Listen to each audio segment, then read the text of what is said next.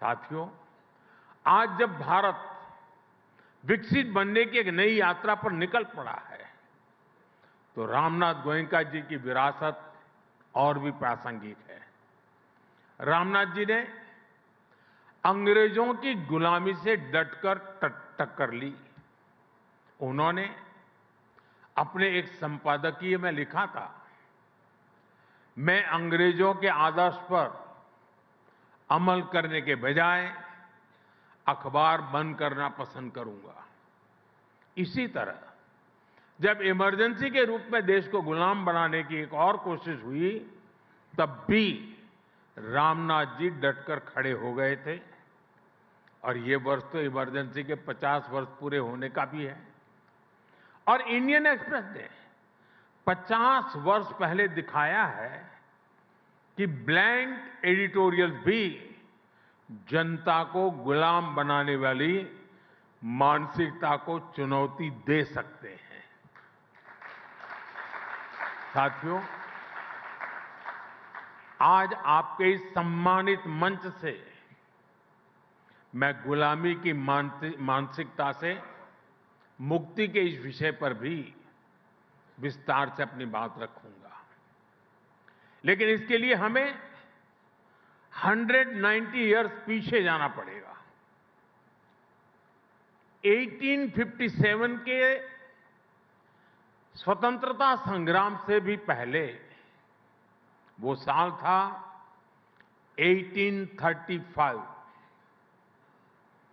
1835 में ब्रिटिश सांसद Thomas Babington Macaulay ने भारत को अपनी जड़ों से उखाड़ने के लिए एक बहुत बड़ा अभियान शुरू किया था। उसने ऐलान किया था, मैं ऐसे भारतीय बनाऊंगा, वो दिखने में तो भारतीय होंगे लेकिन मन से अंग्रेज होंगे। और इसके लिए मैकाले ने भारतीय शिक्षा व्यवस्था में आमूलचूल परिवर्तन नहीं बल्कि उसका समूल नाश कर दिया। खुद गांधी जी ने भी कहा था कि भारत की प्राचीन शिक्षा व्यवस्था एक सुंदर वृक्ष थी जिसे जड़ से हटाकर नष्ट कर दिया। साथियों, भारत की शिक्षा व्यवस्था में हमें अपनी संस्कृति पर गर्व करना सिखाया जाता था।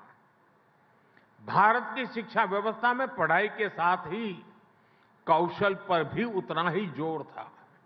इसलिए मैकाले ने भारत की शिक्षा व्यवस्था की कमर तोड़ने की ठानी और उसमें सफल भी रहा।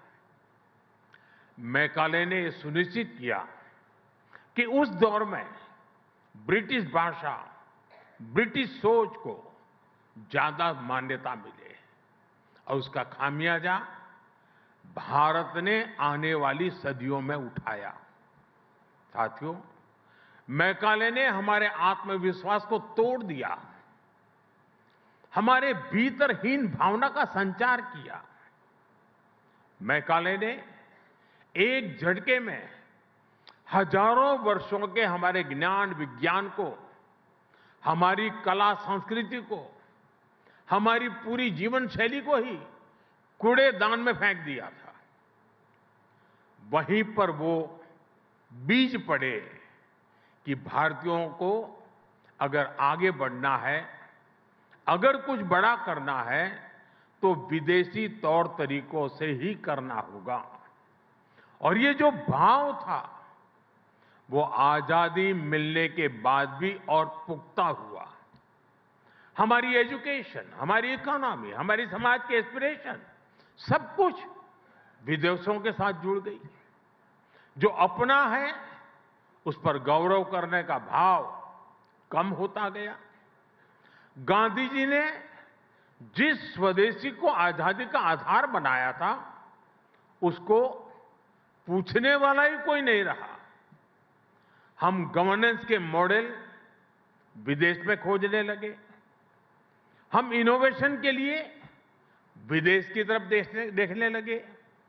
यही मानसिकता रही जिसकी वजह से इंपोर्टेड आइडिया, इंपोर्टेड सामान और सर्विस सभी को श्रेष्ठ मानने की प्रवृत्ति समाज में स्थापित हो गई।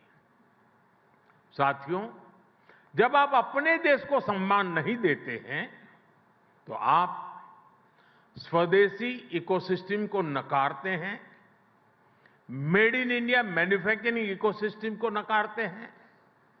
मैं आपको एक और उदाहरण टूरिज्म की बात करता हूं। आप देखेंगे कि जिस भी देश में टूरिज्म फला फूला वो देश, वहां के लोगों को अपनी ऐतिहासिक विरासत पर गर्व करते हैं। हमारे यहां इसका उल्टा ही हुआ। भारत में आजादी के बाद अपनी विरासत को दुत्कारने के ही प्रयास हुए।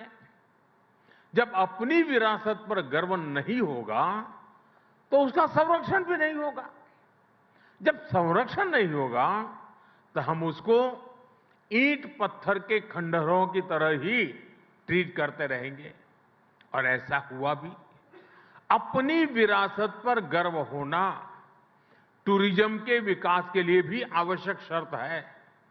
साथियों, ऐसे ही स्थानीय भाषाओं की बात है।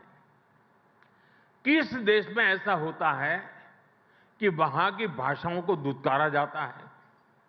जापान, चीन और कोरिया जैसे देश, जिन्होंने देश के अनेक तौर तरीके अपनाए, लेकिन भाषा फिर भी अपनी ही रखी, अपनी भाषा पर कॉम्प्रोमाइज नहीं किया।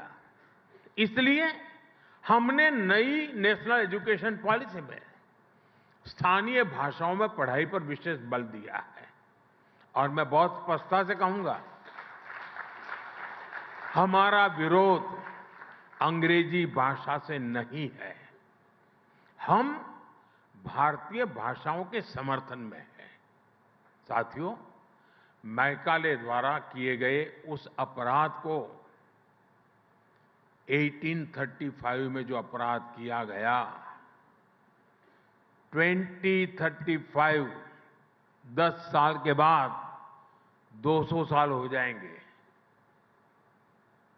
और इसलिए आज आपके माध्यम से पूरे देश से एक आह्वान करना चाहता हूं। अगले 10 साल में हमें संकल्प लेकर चलना है कि मैकाले ने भारत को जिस गुलामी की मानसिकता से भर दिया है, उस सोच से मुक्ति पाकर के रहेंगे। 10 साल हमारे पास बड़े महत्वपूर्ण हैं।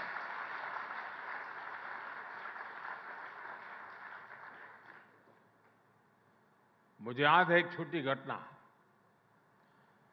गुजरात में लेप्रेसी को लेकर के अस्पताल बन रहा था,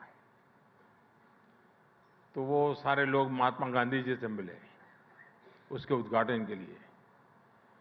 तो महात्मा जी ने कहा कि मैं लेप्रेसी के अस्पताल के उद्घाटन के पक्ष में नहीं हूं, मैं नहीं आऊंगा, लेकिन ताला लगाना है, उस दिन मुझे बुलाना, मैं ताला लगाने आऊंगा। गांधी जी के रहते हुए इस अस्पताल को तो ताला नहीं लगा था, लेकिन गुजरात जब लेप्रेसी से मुक्त हुआ और मुझे उस अस्पताल को ताला लगाने का मौका मिला जब मैं मुख्यमंत्री बना।